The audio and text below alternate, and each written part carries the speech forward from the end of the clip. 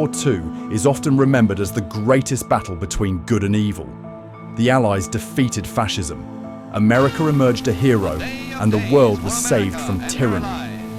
That's the story we've been told, but it's not the full story. Before Pearl Harbor, the United States was officially neutral.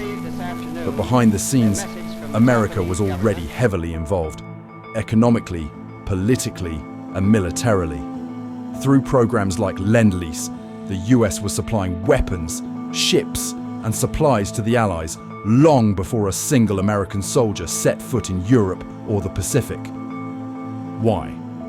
It wasn't just about stopping Hitler. It was about preparing to reshape the world order. President Roosevelt and his advisors knew that the war would create a power vacuum. The British Empire was weakening. The Soviet Union would be isolated, and the Axis powers would be crushed. This was America's moment, not just to win the war, but to win the peace that followed. Behind every battle, there were boardrooms. Major US corporations, General Motors, IBM, Standard Oil, profited immensely during the war, with some even linked to business dealings with both Allied and Axis powers before the conflict fully escalated. War wasn't just a fight, it was a business model.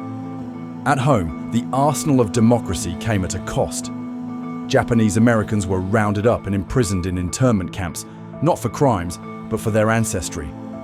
African American soldiers fought abroad in segregated units, only to return to Jim Crow laws. Women were encouraged into factories, only to be pushed out when the men came home. The war effort was national, but equality wasn't. And after the war ended, America didn't retreat, it expanded.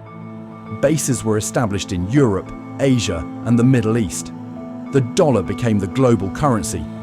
The US didn't just win the war, it built an empire under the banner of peace.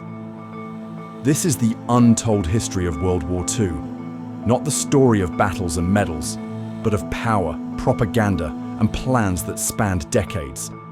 If we want to understand the world we live in today, we have to understand the decisions that were made back then. Not just in the trenches, but in the corridors of Washington, Wall Street, and beyond.